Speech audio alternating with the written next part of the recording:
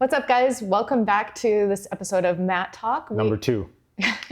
Today we're going to talk about injuries, being sick, and just taking time off from Jiu Jitsu just because of life and work. So let's dive in. So I think we've been off the mat for like 3 or 4 weeks now. First, I think you had an injury and then...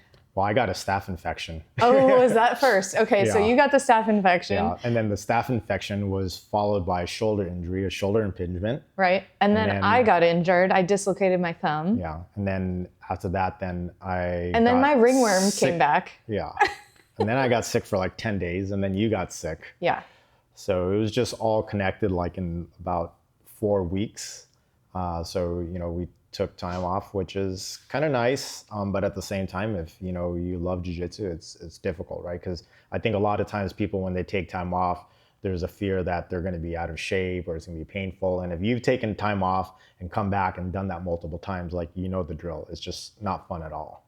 In that first week after I got injured, I was like, oh, okay, I'm gonna hit it hard. I'm gonna get on the bike trainer and like keep my cardio up. And that fell out the window as soon as I got sick. And I was like, okay, yeah, no, I just want to rest and take it easy and chill. And actually, I feel like that helped me because now that we're back, I have this new sense of like excitement. And I'm like, I'm ready to learn again.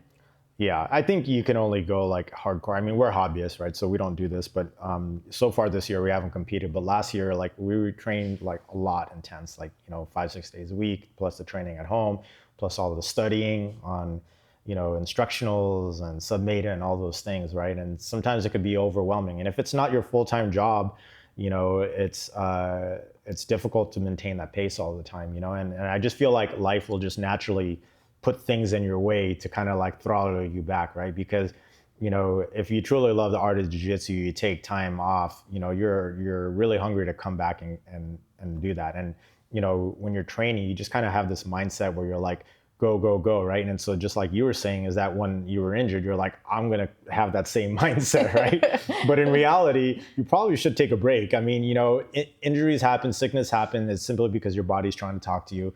And if we don't listen to what it's saying, sometimes you got to tell it to shut up because you're just being a bitch about it. But for the most part, I think it's important that we do listen to our bodies. And the timing, I think, for us was good because we're obviously we're in the process of launching a new service or business. And jiu-jitsu, it just wears you down. It takes a lot of energy to show up, and then it takes a lot of energy to recover from jiu-jitsu, right? So, that energy, like a person has only so much energy in a day. So, the flip side of it, the silver lining or the grass is greener, I guess, if you want to say that, is that we were able to focus on certain things. So, the business, for us was, very important to get up and launching. And I think during this time also too, we were able to pursue hobbies or passions that we were interested in. Yeah. You want to share that, what your experience was? Yeah. What you did with your time off? I am starting to get into making sourdough. We've kind of gone on this getting more healthy, trying to eat better. Basically, get rid of all the preservatives and all the crap and trying to eat more whole foods. Yeah. So, I mean, sourdough is just a part of that. We bring bread, bagels, and things like that too, and pizza. So another thing I was thinking is, okay, let's just make our own. It's a little bit cheaper, but honestly, it's just fun. I've been recording it, so I kind of put them up on my own YouTube channel. You won't see any here, don't worry. But it's been really fun, and it's like another creative outlet for me. Correct. And you've been doing your own thing for too. a long time, but I've always wanted to be able to produce music and write my own music. And so this was an opportunity where I was able to sit down, do a lot of courses, do a lot of experimentation. And I would love to be able to fulfill a dream of mine to be able to produce good dance electronic music. So, the time off allowed us a window to do that. And so I think now with that, it will integrate it into our lives, right? Yeah. So, when you look at your life, there's a few things that should be important, right? Number one is your physical health, right? And that's eating, that's working out, things like that. Number two is going to be your career, right? If you don't make money, you're not going to be able to eat the food you want or live in the house you want. And then number three is just having a creative outlet, right? So, you know, for many, jiu-jitsu is their creative outlet and the way they express themselves and stuff. But, you know, for me, like, I've always been a fan of the arts since I was a kid, from music. I can't draw or shit, but, you know, music has been a big part of my life. So, you know, having this time to re-engage into these other areas of my life was kind of nice. Yeah, and both of us are photographers, so I feel like the segue into, for me, doing video has just been a lot of fun. It's a different platform. All right, so I don't know how much we want to talk about this necessarily, but do you want to get into the the staff and the ringworm that I got? And well, I mean, look, you know, you train jiu-jitsu, you're gonna catch it, right? That's just gonna happen. It's just a numbers game, and we train at a lot of different gyms, and at our gym there's a lot of people. So, you know, the best thing you can do is just stay off the mat completely until it's fully healed. Yeah. You know, so that was something I'm respectful of all my training partners. People at the gym is when you have it, stay off the mat, you know? And, you know, some gyms have certain policies around notification, things like that. So you just kind of follow that. But, you know, really, like, if you have any kind of sickness, whether it's a staph infection, a cold, flu, anything, honestly, just don't show up to training. Yeah. Because, you know, you're just going to spread it and make it worse for everyone. Yeah, and then everyone else has to take time off and, like, suffer on your own, yeah, exactly. essentially. So, you know, with that, you just kind of know. I mean, I've had it like 3 times now. Yeah. And for some crazy reason, like, it only happens when I visit other gyms. But, you know, yeah, I mean, that's just kind of the thing, is you just take time off. But, you know, if you're at home, if you have someone at home, you can still drill and do things like that, you know? Yeah, and for me, I thought it was really funny because I told my sister that I got ringworm, and she was like, "Oh, it's like a rite of passage for you." She said something like, "Every wrestler, every jiu-jitsu person gets ringworm or something, so you're like a part of the crew now." Yeah, so, like, you know, if you do jiu-jitsu, like, the chances of getting cauliflower are pretty high. We protect our ears. Is pretty high. Ringworm is pretty high, and then obviously injuries, you know? Well, that's the next thing. So talk about your shoulder injury. Yeah, so I had a shoulder impingement over here, and I don't know exactly how it happened. I think it happened just because of imbalance of how I work out. And also I'm dealing with some issues around my neck. But yeah, I had a shoulder impingement, so I just kind of stretched out, worked it out, it felt fine. And then I just went right back to training, like, after a few days. And when I did that, it just made it even worse. So I just told myself, I'm going to take time off. And also what I did is I ended up hiring a strength and recovery coach, Nick Barbosa, out of Mastery Coaching. And, you know, he really helped me a lot to rehab and to work on areas of my body that, you know, when I do jiu-jitsu, after especially consecutive days, like, my neck and my back is just so fucking sore. And it's hard for me to walk, and I'm walking around like an old crippled dude. And I just didn't want to do that for the rest of my life. Like, I love training, but I knew that I needed to do something. So again, the time off, the injury was, you know, a signal to my from my body to say, hey, you better start fucking taking care of me, because if you don't, I'm going to give up on you. And that's just something that I didn't want to do. You know, I'm 47 years old. You know, I want to do jiu-jitsu until I literally can't anymore. But also I want to make sure that I can perform to the best of my ability. And sometimes you got to do, you know, strength and recovery. And it's not just like doing deadlifts and stuff like that. There's a lot more to it in terms of joint optimization, you know, flexibility, and maximizing your strength at the end of ranges of your muscles. So, you know, I spent a lot of time learning. It was a very frustrating process because I didn't, like, really understand. It's a completely different movement.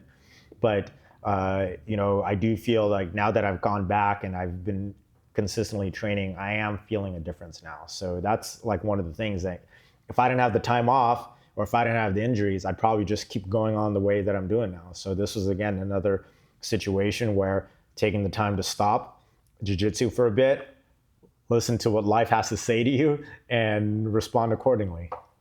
And for me, my injury, I actually dislocated my thumb a couple weeks ago. I think it was, you know, a freak accident, no one's fault whatsoever. The other girl I was rolling with, she was in supine, and I was standing. I was going in, reaching in for her legs, and I think I just knocked her knee somehow, and honestly, it just popped out, and I felt it immediately. I was, like, holding it and kind of covering it. I was like, oh shit. At first I told the girl, I was like, I think I broke my thumb. And she was like, oh shit. Yeah, it sucked what they ended up doing then, and like right then, some girl ended up just pulling it out. And it was immediate relief, but it has been very sore for the past 2 weeks. I haven't really been able to, actually, this is great right now. I haven't been able to bend it very much, and it's progressively getting better. I did start taking BPC 157. I do not know whether that had a like sped up effect on the recovery process or not, but I want to say that it did. I was also taking some other things to reduce inflammation, like we talked about earlier. We're eating better, so eating a lot less crap, I think, is also reducing the amount of inflammation that my body has, increasing recovery time. So this week has been surprisingly nice. It's funny, I can like hold a coffee mug without pain, or, we've been drilling here at home the past couple days, and I've hit it a few times, which obviously sends like a shock through my body, and I'm like, oh shit, like that hurts. Now it's gonna delay the process of getting back on the mat full time, but I am happy with how it's going, and I'm ready to be back full time. So I did want to talk about things to do off the mat, right? Meaning that if you're not in training jiu-jitsu because you're sick or whatever, there's a few schools of thought, right? Number one is completely take time off, have your brain stop thinking about jiu-jitsu and go find something else to do, right? Yeah. But in some cases that might work, but and for some people it may not work. And, let's just say that you want to keep thinking about jiu-jitsu or doing something like that. I think there's a really, really good time to like pick up some instructionals and just kind of like focus deep on like certain areas of your game, like where you're weak at, or areas that you really want to develop on, because, there's something to be said about absorbing the knowledge. And if you don't have a training partner, there's still, things you can do in terms of visualization, walking through the movements, things, and figure things out. So, for me, I just watched a shitload of fights. I just watched a ton of fights, like top guys, old matches. Like I probably spent a lot of time looking at Marcelo Garcia's matches and just breaking down, analyzing, looking at their tendencies. And, Flow Grappling and IBJJF have a lot of matches on there. So my whole thing was just watch a bunch of matches and just kind of see. And although I haven't been able to reap the benefits of it on the mat because it's fairly recent, I do feel that by watching other people compete and seeing, what their tendencies are, is giving me options in my mind to be more open to how I do my jiu-jitsu. And I won't lie, for me, I definitely just kind of stepped back. So don't think that that's wrong either. That is, two totally different ways to go about this. I was just kind of like, I'm going to use this. I don't even think I intentionally was like, I want to use this as a break, but it was really nice. And yeah. So if you are like healed, or ready to get back, your sickness is gone, your staph has subsided, I do think that you need to be smart about how you come back, right? So for sure, like I said, I dealt with a small shoulder injury before, and then after 3 days, I'm like, oh, I'm fine. I'm going to go back. And then I just made it worse. And now I was off for like 2 weeks, right? Yeah. So, which I think has happened in the past for you. For certain. You got injured, you went back too soon, and then you're like, oh crap, now I'm off even double the amount of time. Yeah, and I've done this several times, so I can speak to this, and I probably will still make the same mistakes in the future. But definitely, coming back, you just have to like throttle yourself, right? You have to set your expectations accordingly. Like if you've taken, let's say, 2 weeks off, your cardio is probably not going to be there. Your timing is definitely going to be off. And you don't need to go and get into a battle every single time, right? And I think it's also super important that you communicate with your partners about, hey, I just came off an injury, and it might be like your shoulder or your ankle or whatever it is.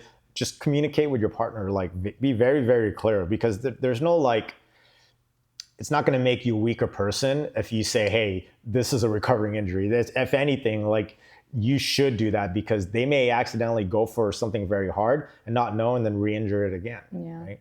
I feel like it's really hard though, especially at 10th Planet, because you get in that room like on a Tuesday night, and you're like, oh, I just really want to go and roll hard with them, but yeah, you have to throttle yourself. And like for me, the other day, someone asked me if I wanted to roll, and I just said, I was okay with rolling with Mike because he's got a feel for like, obviously he knows my injury, he knows how I roll. But this other person asked, and I was like, no, I don't think I will. So yeah, that's fine. It sucks and to sit on the side, but. Yeah. Well, and also too is, protect you.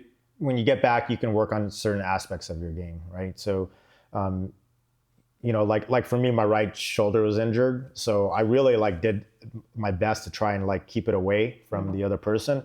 But somebody caught me in a Kimura with the arm. And as soon as they locked it in, I just tapped. Yeah. And he's like, are you all right? Because he didn't crank on it at all. I just said, no, I said, I'm fine. I just got off a shoulder injury and I wasn't going to try and test it, especially when a guy locks it in like pretty good. And so I could have sat there and tried to fight out of it, but it just wasn't worth it, right? Yeah. Like I'm trying to show up like 5-6 days a week. And, another injury could set me back another week or two. And then who knows, and then it's even harder to recover. But, I'm on the belief that take a week, just be consistent when you first come back. Like don't go hard, like dial down the intensity, but try to maintain consistent volume, on that. And so I always say for the first week or two, I just roll 50%. Well, that, and we've also only been doing like one or sorry, not one. Usually we do like 2 or 3 rolls after class versus doing like 6 or more. So that's kind of all we got for this episode. Take your time. If you get injured, communicate with your partners. Take it easy when you do go back to the mat, and don't feel bad if you don't train or do anything either. So if you have feedback, or your experiences, just drop them in the comments below, because I think the more that we share or discuss this topic in terms of what to do when you're taking time off the mat, forced time off, whether it's an injury, a sickness, or just life, kind of gets in the way. How do you stay connected to, the jiu-jitsu lifestyle or community? Thanks guys for watching. Like this video, subscribe to our channel. I don't know what the next one will be, but we'll be back. We'll be back soon. Yep. Should we go roll? Sure. Let's do it. No.